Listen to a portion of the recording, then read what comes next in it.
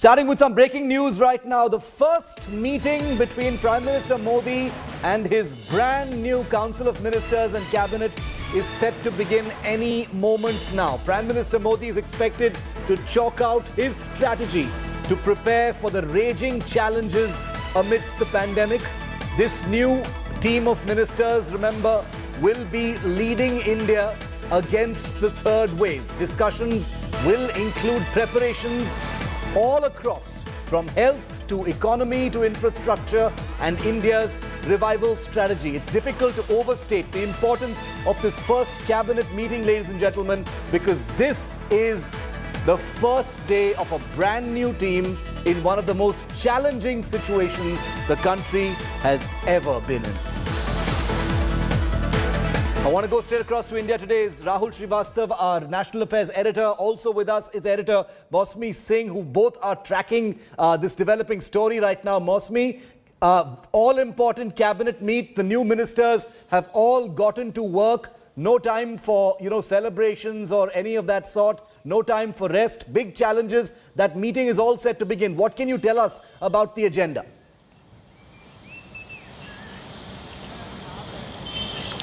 Clearly, Shiv, when the cabinet reshuffle, we've seen the exits that have happened make more headlines. It's clear that the Prime Minister would be focusing on the pandemic management, especially when you have a new health minister, a new law minister, new education minister.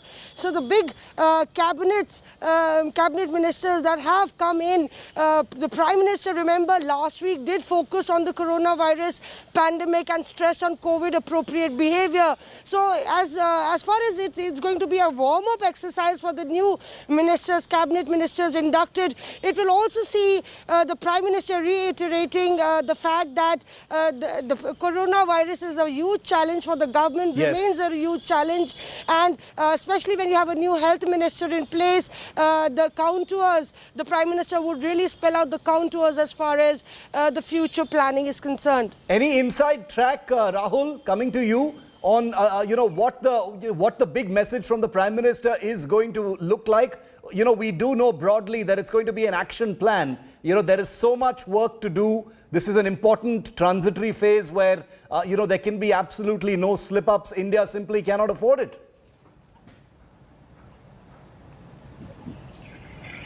Shiv, I'll tell you something very interesting. Today, one after another, all the new ministers or the newly upgraded ministers took charge. Yeah.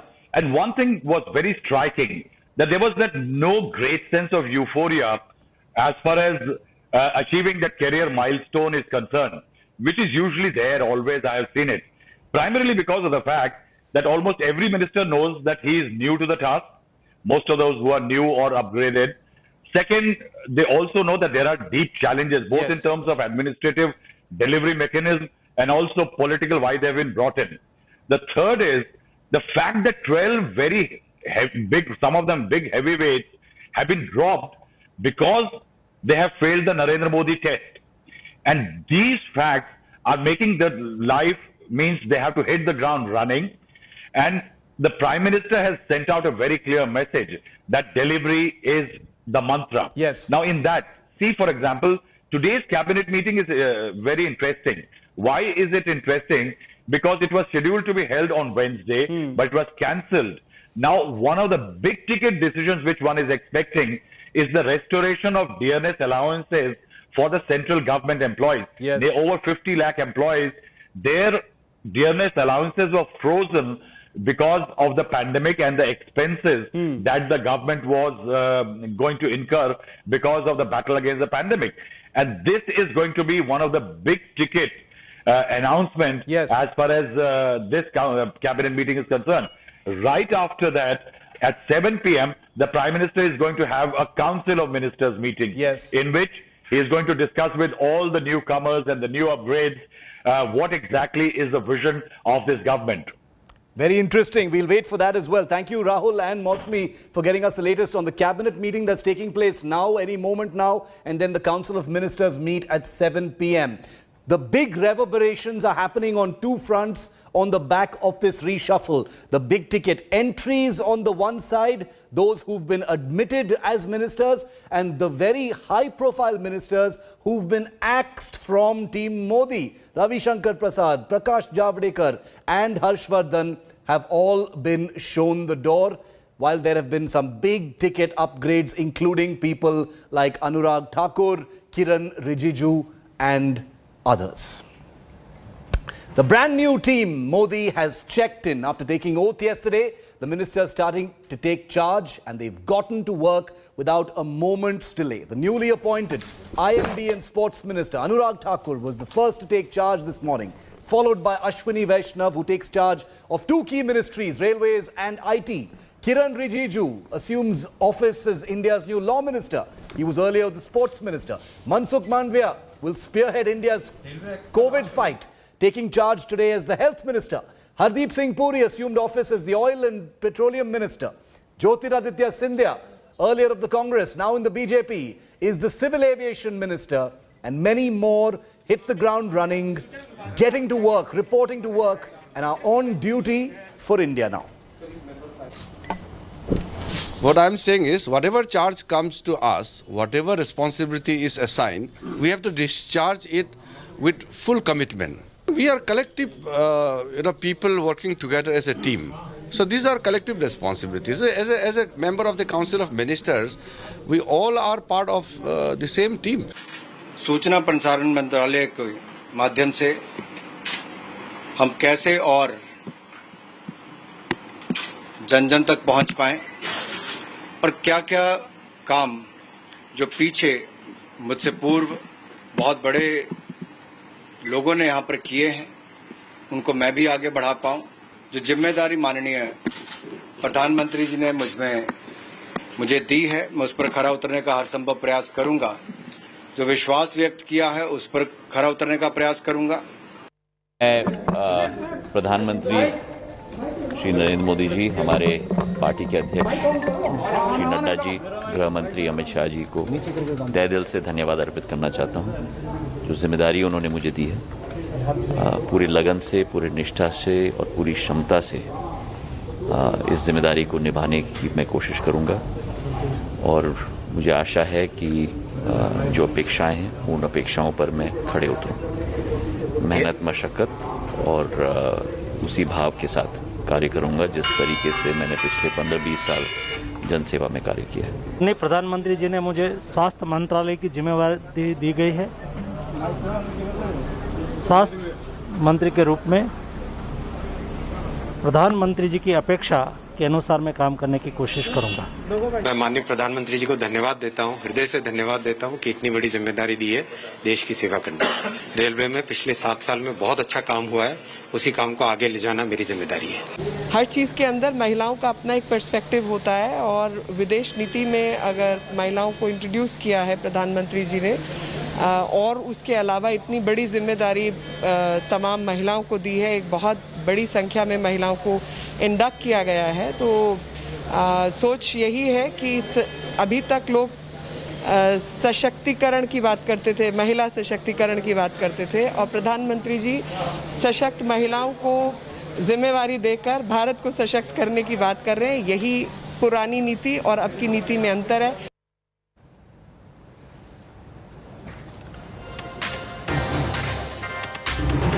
मुझे सबसे पहले तो माननीय प्रधानमंत्री जी को मेरी party अपना दल की ओर से बहुत बहुत आभार व्यक्त करना है कि उन्होंने मुझे दूसरी बार ये अवसर दिया है और एक बहुत ही अच्छा विभाग है, मेरे लिए नया विभाग है, एक लर्निंग अपॉर्चुनिटी है, बहुत कुछ सीखने का अवसर भी होगा। मैं स्वयं महिला हूँ और मेरा ये मानना है कि हमारे जितने भी राज्यों के सदन हैं और हमारे देश का जो सदन है, हमारी लोकसभा, राज्यसभा और इसके साथ ही साथ हमारे जो मंत्री परिषद है उसमें महिलाओं की अधिक से अधिक भागीदारी होनी चाहिए। Today is the first day for me to take charge here as the Minister of State, and I hope to work hard to meet the expectations that the Prime Minister has of me and the ministry. How do you plan to kind of take things forward? I think it's too early for me to start talking about plans and things like that. Today is the first day for me just to come here and familiarize myself with the ministry and the team that is working here. They've been doing a very good job so far, and I just want to meet them today we have many more days left for me to unveil my ideas and my thoughts and the team's ideas and thoughts. Modi ji का आदेश पर जो भी tourism का हो, culture का हो, जो काम है वो पूरा काम करेंगे। अपने आप को बहुत सौभाग्यशाली समझता हूं कि माननीय प्रधानमंत्री जी के साथ और गृह मंत्री जी के साथ काम करने का मौका मिला। उनका कैबिनेट में मुझे मंत्रालय में मुझे स्थान दिया गया। मैं अपने आप को बहुत सौभाग्यशाली समझता हूं। हर किसी के पास सीखने जैसा चीज होता है, तो मेरा कोशिश यही रहेगा कि मैं कुछ ना कुछ डेली सीखूं। Now there are 5 ministries that saw the biggest changes, and these will be watched by all, especially on the back of this reshuffle. They have a mammoth task with a new health minister facing the big challenge of the COVID pandemic. Here's a report on deliverables of 5 ministries that saw a tectonic change in this reshuffle. Brand new team Modi checks in. Fresh ideas, fresh faces. Ministers hit the ground running after taking oath on Wednesday. They have their task cut out. A raging pandemic affecting schools and exams, a troubled aviation sector, and a massive face-off with microblogging platform Twitter, and legally shielding Modi government's governance drive. We check 5 big deliverables of key ministries. Amidst the COVID pandemic, all eyes are on Mansukh Mandviya, the new Union Health Minister. Preparing for the third wave and ensuring there is no repeat of earlier mistakes would be the top priority for the Health Minister. Also on priority will be boosting health infrastructure, ramping up the vaccination drive and helping medical students in COVID war. स्वास्थ्य मंत्री के रूप में प्रधानमंत्री जी की अपेक्षा के अनुसार मैं काम करने की कोशिश करूंगा। Schools, colleges and education system have been hit hard, and Dharmendra Pradhan is the man tasked to find a robust solution. On his target will be restarting schools and streamlining exams. Jyotiraditya Scindia, following in his father's footsteps, has bagged the Civil Aviation Ministry, and managing the post-pandemic resumption of passenger flights will be his top priority. Navigating the international flight ban and overseeing Air India's disinvestment would be something he would be judged on. जो जिम्मेदारी उन्होंने मुझे दी है, पूरी लगन से, पूरी निष्ठा से और पूरी क्षमता से इस जिम्मेदारी को निभाने की मैं कोशिश करूंगा, और मुझे आशा है कि जो अपेक्षाएं हैं उन अपेक्षाओं पर मैं खड़े उतरूं। The new IT laws are a big flashpoint between Twitter and Centre, and settling the dispute will be a big challenge for the new IT minister, Ashwini Vaishnav. Overseeing the rollout of India's 5G network and boosting reach of Modi's Digital India would be among his top priorities. Bharat में रहने वाले हर व्यक्ति को, भारत में काम करने वाली हर company को, सभी को भारत के नियम मानने चाहिए। अगर वो नहीं मानते, क्योंकि आपकी तरफ से नोटिस गया, वो मंत्रालय पूरा इसका स्टडी करूंगा। Law graduate Kiran Rijiju has been given the law ministry. What I'm saying is, whatever charge comes to us, whatever responsibility is assigned, we have to discharge it with full commitment. We are collective, people working together as a team. So these are collective responsibilities. As a member of the Council of Ministers, we all are part of the same team. Delivering on BJP's promise of uniform civil code, streamlining the fight over sedition law and UAPA are his big hurdles. Implementing the Citizenship Amendment Act and harmonizing central policy with opposition states are also on his priority list.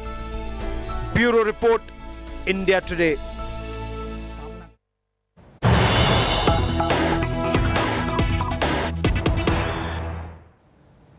And we've got some breaking news coming in. The first meeting of the new Modi cabinet has just begun in the national capital. Prime Minister Modi is holding this meeting with his new team virtually. Modi will be chalking out his strategy and vision to prepare for the many raging challenges amidst the pandemic and before the third wave that's expected to arrive in a few weeks from now. Ministers may discuss a plan to prepare for that third wave along with an economic revival strategy. This is the cabinet meeting that's taking place now. There will be a Council of Ministers meeting taking place at 7 p.m. as well. Now, one of the most eye-catching entries into Team Modi in this reshuffle has been Jyotiraditya Scindia, young Turk who joined the party from the Congress last year. He's the new Civil Aviation Minister of the country. Well, few may know that his father, Madhav Rao Scindia, was also once India's Civil Aviation Minister. And he's similar to his father in many other ways as well. Take a look at this report. An illustrious father, a flamboyant son. मैं Jyotiraditya Madhavrao Scindia 30 years apart, Jyotiraditya Scindia following his father, Maharaja of Gwalior Madhav Rao's footsteps. Bagging the very portfolio of civil aviation which was nurtured by Scindia Sr. from 1991 to 1993.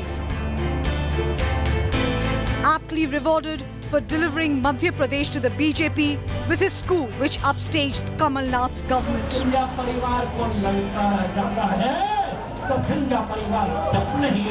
Jyotiraditya's feat is similar to his father in more ways than one. Madhav Rao Scindia, who was a long-time Gandhi family loyalist, had also turned a rebel against the Congress. Both the Scindias served as union ministers before assuming the charge of the all-important Civil Aviation Ministry. Madhav Rao served as a railways minister in the Rajiv Gandhi government, while Jyotiraditya had served as a Minister of Communication and Information Technology in the Manmohan Singh government. Madhav Rao had worked as a Jan Sangh leader before joining the Congress after the emergency crackdown by the Indira Gandhi regime. Jyotiraditya joined the BJP after complaining of neglect by the Gandhi family. Political similarities aside, both are viewed as sophisticated, suave and articulate by their peers.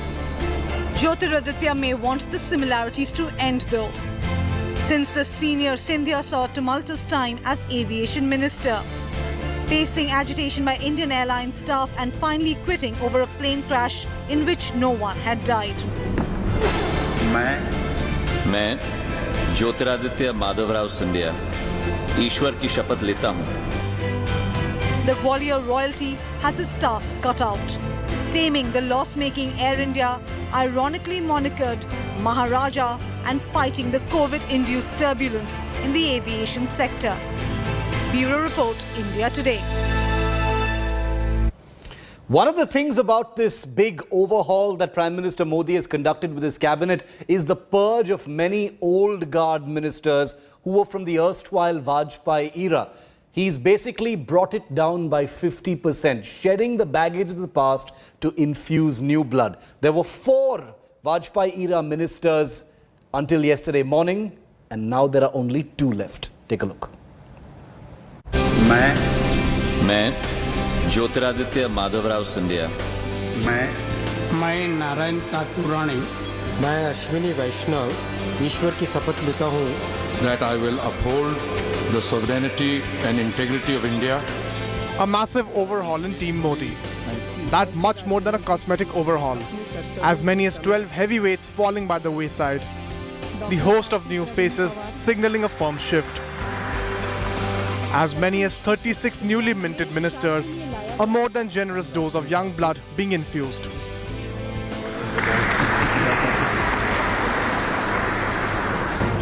The mammoth exercise saw some vestiges of erstwhile Vajpayee government getting removed. Some of the big names which were associated with the bygone era in BJP. Ravi Shankar Prasad losing the mighty IT ministry. Prakash Javadekar forced out of the INB ministry. And Dr. Harshvardhan losing all-important health portfolio. Even veteran Santosh Gangwar missed the cabinet bus. Only Defence Minister Rajnath Singh and Minority Affairs Minister Mukhtar Abbas Naqvi marking themselves safe from the big cabinet purge. But the Vajpayee era still holds influence. अपने कर्तव्यों का श्रद्धापूर्वक और शुद्ध अंतःकरण से निर्वहन करूंगा. New Rail and IT Minister Ashwini Vaishnav cut his teeth as a Deputy Secretary in Vajpayee's PMO briefly. All the Modi's men signaling a dwindling old guard. The complete overhaul signals energy, experience, expertise and poll priorities. More importantly, a new team Modi trying to break free from the baggages of the past. Bureau Report, India Today. Now, people are really wondering what happens to Dr. Harshvardhan, Ravi Shankar Prasad and Prakash Javadekar, the three heavyweight ministers who were pretty much just unceremoniously shown the door as part of Prime Minister Modi's reshuffle. The big bombs dropped just before the oath ceremony yesterday, where IT and Law Minister Ravi Shankar Prasad and INB Minister Prakash Javadekar were made to resign. Earlier in the day, Health Minister Harshvardhan too had to quit. In total, 12 sitting ministers have been shown the door, but the face of the droppings have become these big heavyweight trinity of Harshvardhan, Ravi Shankar Prasad and Prakash Javadekar. Three key ministers who were face of the Narendra Modi government. From press briefings to television interviews to social media. Prakash Javadekar, Dr. Harshvardhan and Ravi Shankar Prasad were the Modi Sarkar's voice. All three now served the pink slip in a dramatic turn of events. Union Health Minister Dr. Harshvardhan was already in the line of fire over COVID mishandling. He had a tough time after the deadly second wave swept India, forcing Prime Minister Narendra Modi himself to step in at a time when people gasped for oxygen and hospitals ran out of beds. But the biggest surprise is Ravi Shankar Prasad's exit. He held the key portfolios of law, information and technology and communication. Prasad, as a Minister of Information and Technology, was caught in a bitter face-off with Twitter over the new IT rules. His law ministry framed the Citizenship Amendment Bill. And as Communication Minister, he was unable to take the telecom sector out of legal quagmires. Prakash Javadekar was the Union Minister for Information and Broadcasting. He also held the crucial portfolios of Environment, Forest and Climate Change.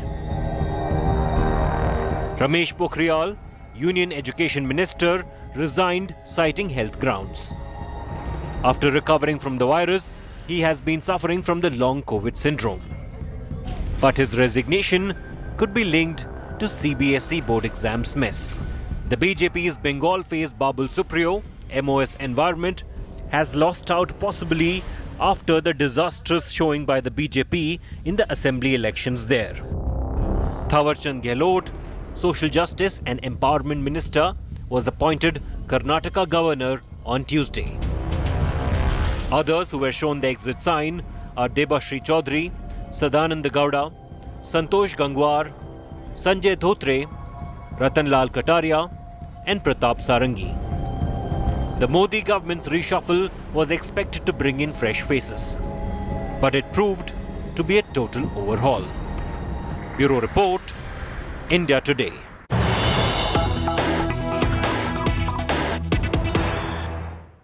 And everybody's been wondering what happens to these big-ticket ministers who've been dropped from the cabinet. Javadekar, Ravi Shankar Prasad, Harshvardhan. After these big exits from the cabinet, organizational restructuring in the BJP could be on the cards. Sources are telling India Today that several of these big dropped ministers from the Modi cabinet, like Ravi Shankar Prasad, Prakash Javadekar and even Dr. Harshvardhan, are likely to be shifted to the BJP's organization, because there is a restructuring happening of the BJP state units. So Javadekar, Ravi Shankar Prasad are likely to get important posts in JP Nadda's organizational team.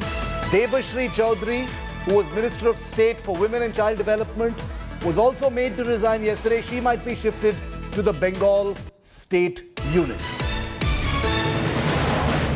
Rahul Srivastav, National Affairs Editor, live with us. Rahul, help us understand this. You know, the dropping of Prakash Javadekar, Ravi Shankar Prasad, Harshvardhan was pretty abrupt. You know, it must have come as a shock to all three of them in one way or the other. How are they going to be accommodated? Is the BJP going to find some use for them?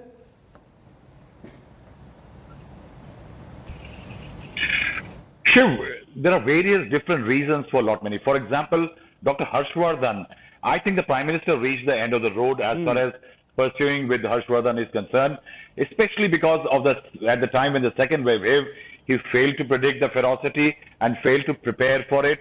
And in fact, it was the Prime Minister whose image took body blows. The manner in which he got into talking to oxygen dealers, oxygen cylinder builders, ventilator dealers and others. It was a very terrible time, I think, for the government. As far as Prakash Javadekar and Ravi Shankar Prasad are concerned, definitely there is what sources are saying in the government that there were certain charges of during sectoral review, their performance being under the mark, primarily because also, remember, they were given several ministries by the Prime Minister and very diverse and very critical ministries. For example, Ravi Shankar Prasad with law, communication and IT, though two of them are related, are very hefty portfolios. Yes. And that is why I will also say that that was not the sole reason, Shiv. What we are told that this time around the RSS played a very strong role in the decision who should be in and who should be out. And in that, about several ministers were said, while they are doing work in the ministry and the government may not be satisfied, they have great value in the party. Now, what the government has also felt that the last few months have been very weak defense of the government's performance as far as the spokespersons and the public faces are concerned. And remember, Javadekar and Ravi Shankar Prasad, you talk about 2G scam, the coal scam, the JPC on 2G spectrum allocation, were fantastic spokespersons for the BJP. And that is why it is a strong likelihood that these two men may be back as very, very prominent faces of the party in the party fold. Interestingly, so we might actually get to see more of Ravi Shankar Prasad than Prakash Javadekar going forward. They've been prominent spokespersons in the past. They will find use within the organization of the Bharatiya Janata Party. Rahul, thanks as always for being with me on that and explaining a question that a lot of people have been asking about what happens next for these prominent ministers. Coming up.